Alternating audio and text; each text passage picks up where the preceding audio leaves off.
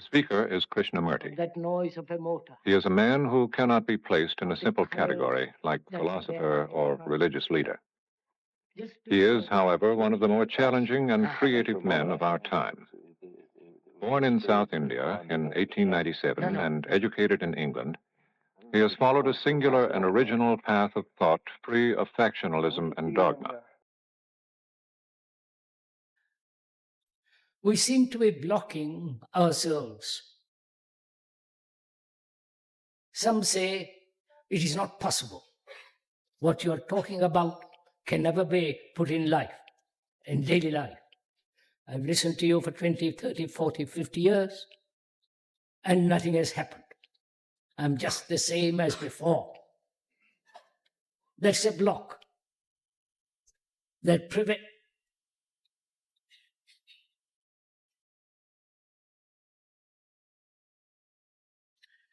prevents each one or the person who says these things, prevents him from investigating himself. He has blocked himself, saying it's not possible. That's obvious. And also, there are those who say, I understand partially. I want to understand the whole before I can do something. Again, that's a block. Again, that prevents your own investigation of yourselves. You are blocking yourself. And there are those who say, what you are saying is totally impractical. Why don't you stop talking and get away? Go away. So that people, and I've heard this very often, not only prevent their own investigation of themselves, but also because one person can't do it himself, he condemns the rest of the world. If I can't do it, you can't do it. And so this goes on. I'd like to point out, if I may again, please don't hinder yourself by blocking yourself, by saying, I can't do this. It's impossible. You are a biological freak, and this is not applicable to ordinary people. Or you have to have special genes to understand all this. One finds innumerable excuses. One finds every form of avoidance of looking into one's own hindrances, observing them closely, understanding them, and try to put aside from them. If we could do that, then perhaps we could have more better communication with each other. Please. And also, I would like to point out, I think we don't listen.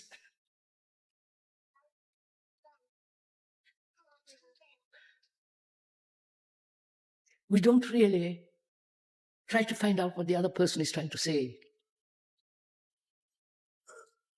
And listening requires certain attention, care, affection. If I want to understand what you're saying, I must listen to you. Not block myself all the way, all the time. I must care for what you're saying. I must have respect. I must have affection, love. Otherwise, we can't communicate certain things which are really very, very serious and require a great deal of inquiry. So if I may suggest that we listen with affection, with care. All these dialogues and what happened yesterday indicated that we have very little love for each other. Right? We want to assert our own points of view. We want to exercise our own opinions and dominate others by our judgments. by our conclusions, by our asserting that we have listened for you so long, why haven't we changed? All that indicates, it seems to me, and I may be wrong, that there is no real love. I'm not blaming anybody, I'm just stating this. Don't ride the high horse. And I think we should go into this question and deeply why we don't listen. All we say is, I've listened, finished. I've already listened to you for 20 years, so over. I'm not going to listen to you anymore. You don't say that to a child, do you? Whom you love. He wants to tell you something. He may be telling it to you 10 times, as I already told you. But next time he'd say something, you listen. You don't brush him aside. You're not impatient. You love that child. And I think in all these discussions and dialogues and talks, we are missing that essential perfume. I don't think we know what it is to listen with love. Which doesn't mean that we shouldn't be critical. Which doesn't mean that we should accept everything that is said. It doesn't also mean that we agree or disagree. You listen. Listen with care, with affection, with sense of communication with each other. And for that one must have love. And probably that is what's missing. We're all too terribly intellectual, or too romantic, or too sentimental. All that denies love.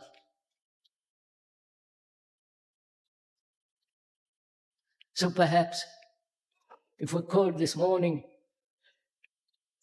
have a dialogue of whatever you want, whatever subject you want, bearing in mind that without this quality of affection, care, love, and compassion, we merely play with words, remain superficial, antagonistic, assertive, dogmatic, and so on. It remains merely verbal, it has no depth, no quality, no perfume. So bearing that in mind, what subject would you like to talk about this morning? What's the meaning of love? Why you, as a human being, have not this perfume, this quality that perhaps may answer all the other questions in life. Now, what is your approach to it? How do you come to investigate that problem? Or it may not be possible to investigate that, but one can find out what may hinder it. You understand? What may prevent this extraordinary thing that man seems to be longing for and doesn't seem to get it, have it. Could we do that? So what is your approach to it? You understand my question? Because how you approach a problem is really important. Not the problem itself so much, but how you come to it, how you look at it, what is your intention, and all that. So please find out, if I may request, what is your approach, how you receive that question, whether your mind is romantic, sentimental, whether it is born of the desire. So you have to go into this very carefully if you want to go very deeply into this question. Because one may, in going into this, perhaps will be able to answer the whole nature of thinking. Right? So are we clear? How will you approach it? Each one of us. Or have you certain conclusions already about it? Certain opinions and your experiences. Will they block you? Will they prevent you from going into it very, very, very deeply? So what is your approach? Are you aware of your approach and how you approach it? Are you aware of your prejudice, your images about it, your conclusions about it, or what people have said about it? Can you put all that aside and try to find out? Love is associated with a desire. Please, I'm explaining the dictionary meaning of that word. It's not my concept or your, what's the common usage of that word. So, if we are clear that we are both recognize that the world is not the thing, you understand? You understand what I'm saying? The world is not the thing. The word microphone is not the actual microphone, right? So we must be clear that always through our discussions, if I may point out, that the world is not the actual fact, right? So we are inquiring into what is love. The most lowest form of life, manifestation of life, loves its young. And this is the movement from the animal to the man. And is that love?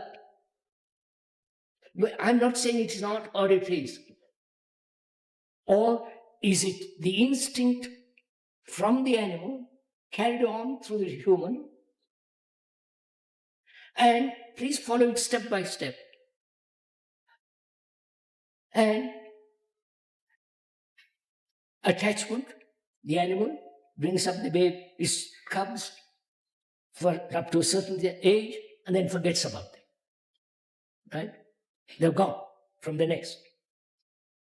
With a human, there is tremendous care for till they are 3, 4, 5, nursing them, looking after them, cleaning them, cuddling them, holding them. That is, if you love that baby, which most people don't. It becomes a plaything. Or they have not the occasion, not the time. And after they send them off to school, to a boarding house, in a boarding school, and so on, gradually push them away. Right? And we're asking, I'm not saying it is or it's not, is that love? I know the mothers will say, how can you say such a thing? And we are questioning, we are inquiring, we're not saying yes or no. Because we are thinking, observing together to find out for ourselves what is this nature, the beauty, the quality, the extraordinary thing called love. If a mother and the parents love the baby, look after them, you follow? Then there would be no wars. Right? Right? Yeah. There would be right kind of education. There would be right kind of society.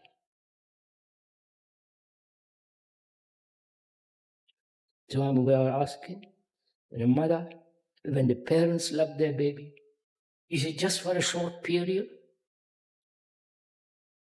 Or right through life? Which means that they must have right education, bring them up with right behavior, without violence, without conflict, not train them to kill each other, organized war, which is respectable, accepted. You understand? Would a parent who really loved his children do this? Go on, sir, you are parents, think it out. If the parents don't give affection, care, love to the child withers. It's well-known fact. But generally the parents have their own problems, their own anxieties, fears, sorrows, and business, worries, all that. And they give the child little of what they can when they have time. You understand all this? This is happening in the world. And so, is all that love? Don't say no, madam, but will you do something about it? Test it. Is attachment love? If you don't struggle, if there is no conflict, if there is no jealousy, there is sense of each one asserting, people imagine that there is no love, or that there is something. This state is love. Right? So I'm asking from that, is attachment love?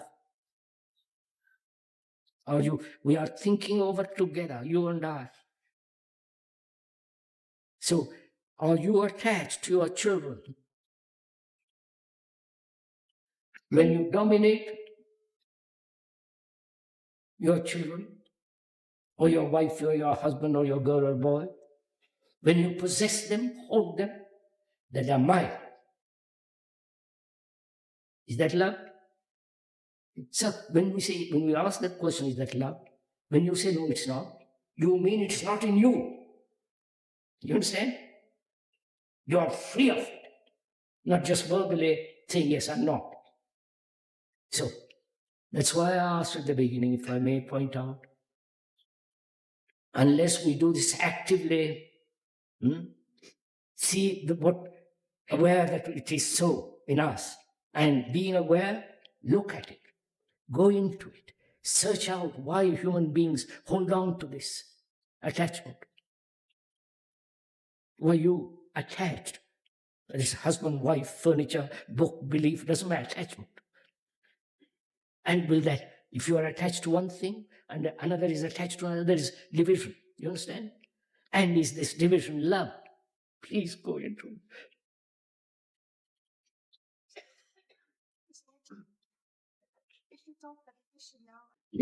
Madam, it is, we read in newspapers, magazines, and social workers and all those, they are saying, after a great deal of attention, after a great deal of study, that unless parents really love their children, really love them, have time with them, spend their energy with them, the children either generally die, the babies, or mentally, psychologically, they're warped.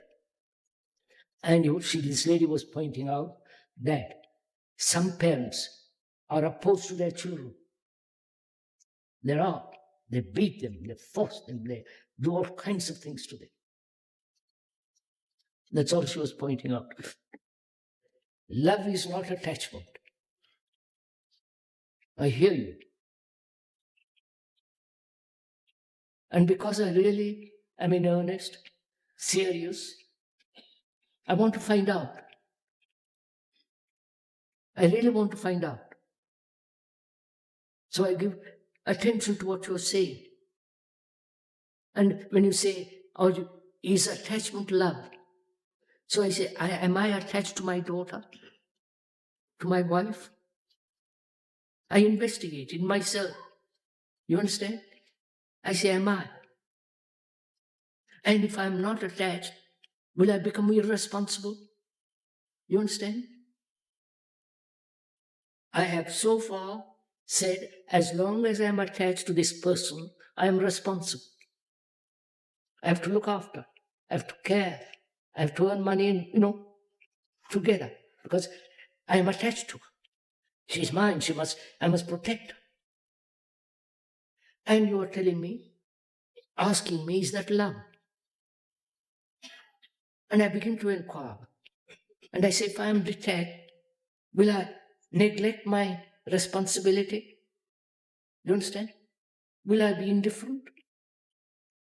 Will I get bored and chase another person? You follow?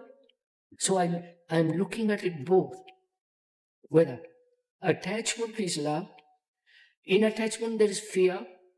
I know, I feel it. In attachment, I must possess. I can't let her go or him. Because in attachment, I find security. And you come and tell me or ask me, because I'm listening to you. I care for what you say. You have gone into it, you have searched out. You may be wrong, you may be right, but I want to find out. So I examine and I say, what happens if I'm not attached? I get frightened. Aren't you? I get frightened. And that very fear makes me more attached. So I have to face the fear and say, if I can go into it and see what is implied in it, then I can say, well, all right.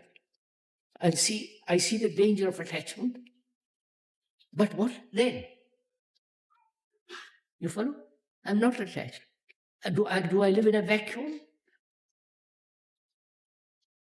Well, all people around me are attached. Am I antisocial? You understand? Go into it with me as I'm doing it. So, my inquiry in listening to you is I want to find out what love is. To me, that's very important to find out. Because that may solve all my problems if I know how to love. Right? It may. Everything has failed. I've tried gurus, I've tried everything, but nothing has come, nothing has resolved, nothing has created something new in my life. So I'm listening to you very earnestly, carefully, with affection. So I say, I understand that love is not attachment. Understand in the sense, I've seen it. Not verbally, in action. I said, all right, my girl, I'm not attached. Oh boy, I'm watching it. You understand? I see the danger. And therefore, I'm holding it. You understand? Keeping watchful eye. Are you doing all this? Through negation of what is not love, finding it out. You understand? Negation. Attachment is not. But with attachment, I felt responsible.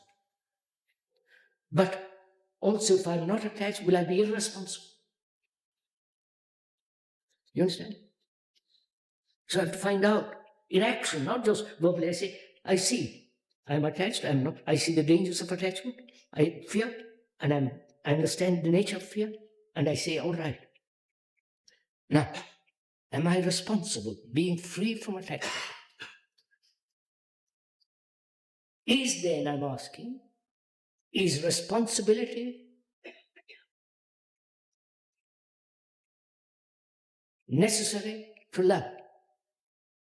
You understand? Through negation of attachment, of denying attachment, and I have found responsibility. And is responsibility part of this strange thing called love? You understand? Being responsible, not only to my wife, to my children, having the feeling of responsibility. You understand what I'm talking? Is responsibility the same as obligation? What's that? Is responsibility the same as obligation? Responsibility is not obligation. Obligation is gone. If I'm obliged to you, I can't love you. I'm obliged to you because you give me money, you give me sex, you give me comfort, you give me, then where is this thing? It's a merchandise. Right? Responsibility means, as you say, the word responsible comes from to respond. Now, in that responsibility, is the response sensuous? sensory, you understand? Is that responsibility contain desire? You're following all this? Please, I'm not talking to myself. We are doing it together, you and I. You and I, maybe all of you. So I'm asking,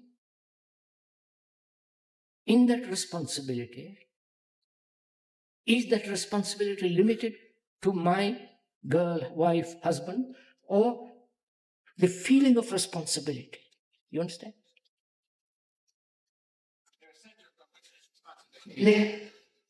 There's a center from which this responsibility comes into being. It is not. I examined it, sir. I'm attached. In that attachment, I have felt responsible. I go out, earn a livelihood, earn money, come back, and I feel responsible for the woman or the man. And in that responsibility, there is attachment, fear. And you point out to me, fear and love can't go together. You see, you're so clear. And that's quite right. So I'm saying, is responsibility just to those few, or responsibility to the responsible for all human beings? You understand? Is love, follow this, is love this total feeling of responsibility?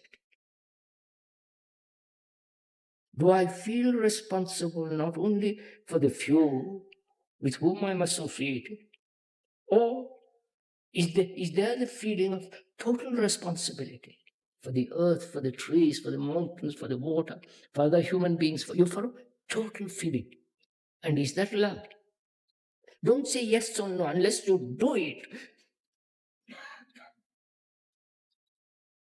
And also, I find in my investigation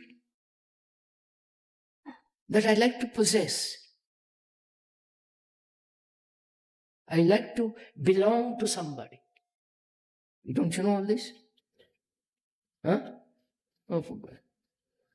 So, belonging, which is to be identified with something.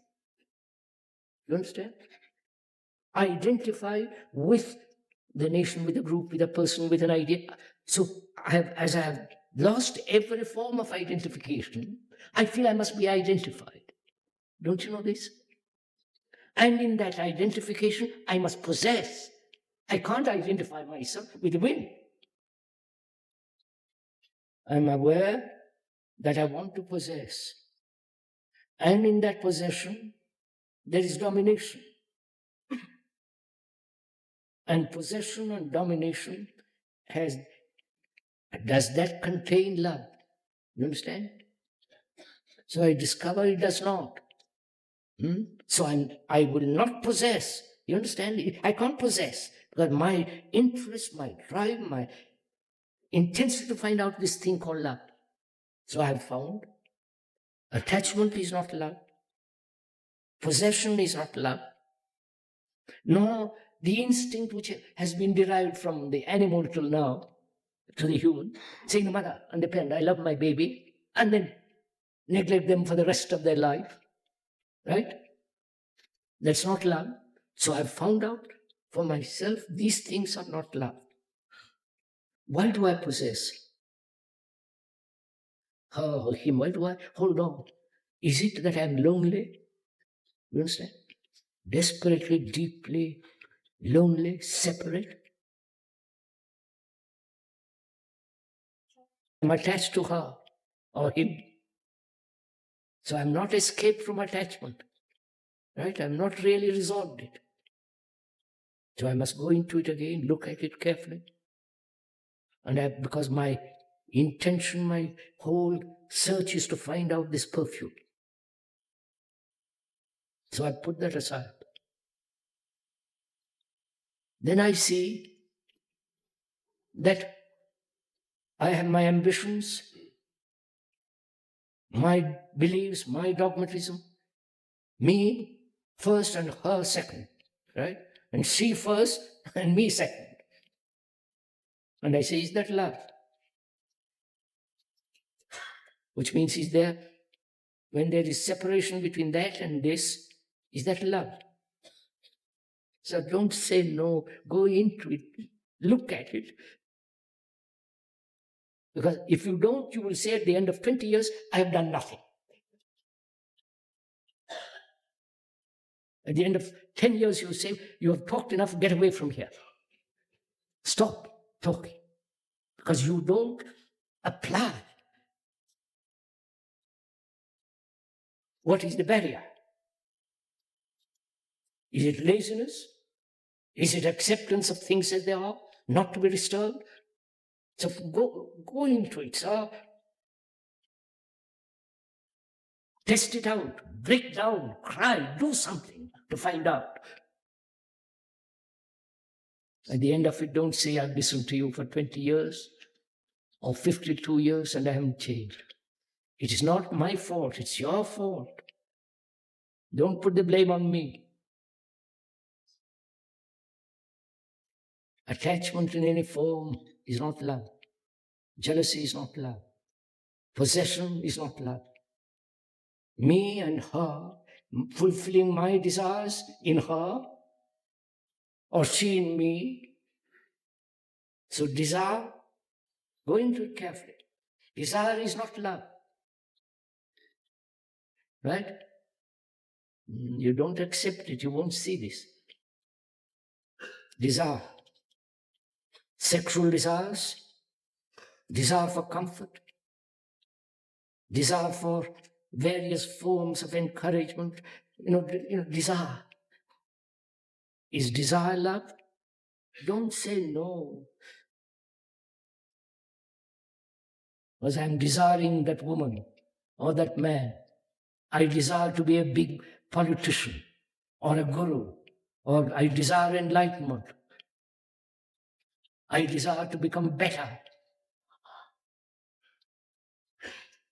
I desire to overcome this, enter into something else. All this movement of desire, the becoming, the fulfilling, is that love? Investigate desire. Desire. Why is the mind, which is the result of the senses, you follow? You understand this?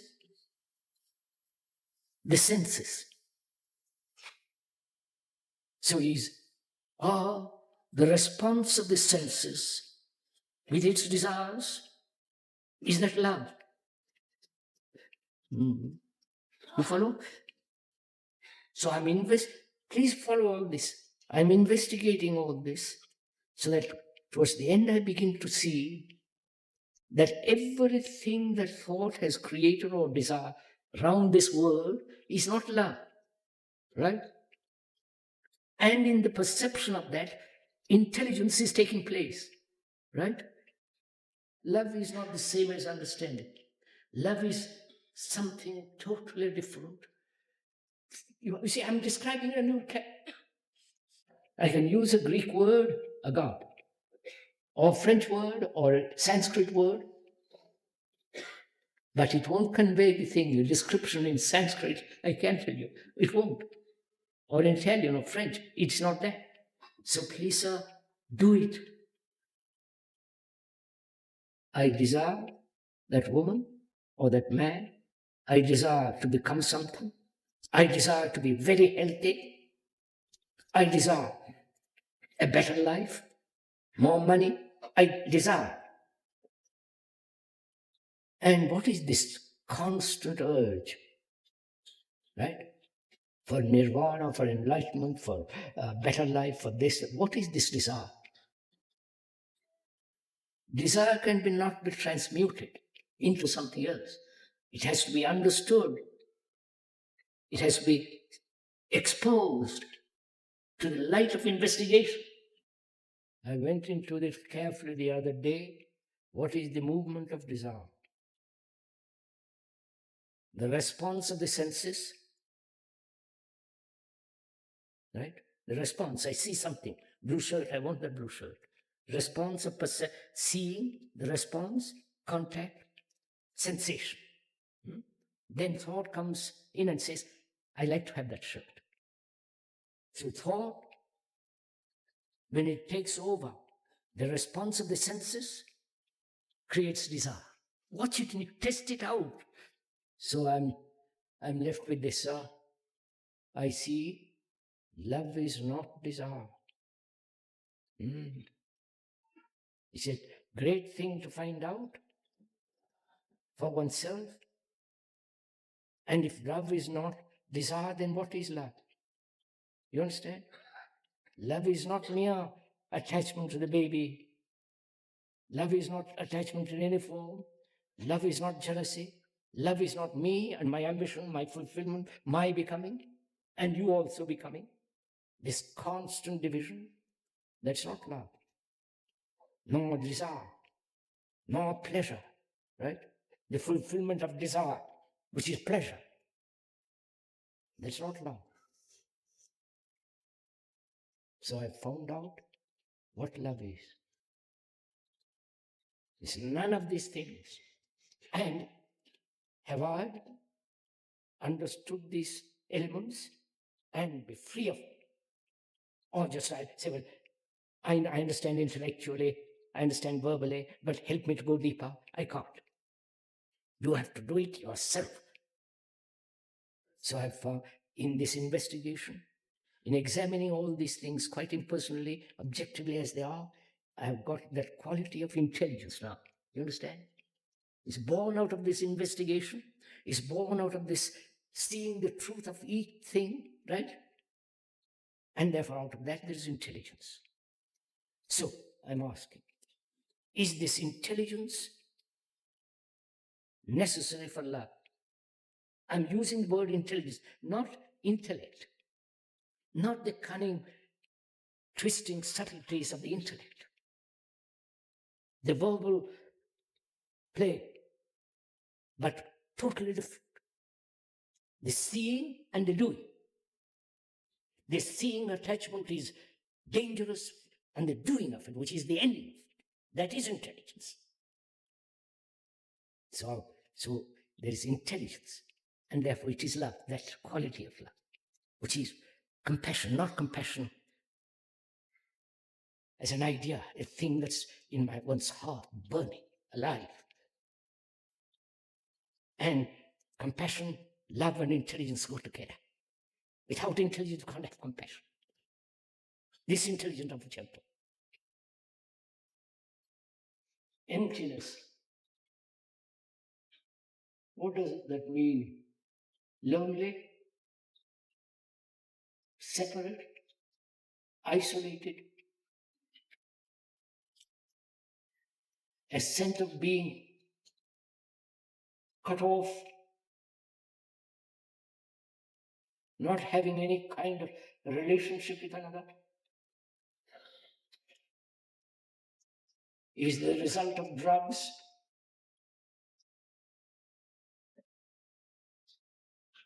is the result of various forms of marijuana, grass, speed, and all the rest of it. And also is it the result of your vows, your meditation, your acceptance of authority? You follow? Made you this sense of absolutely worthless, empty, lonely. Have you got this quality of love and compassion?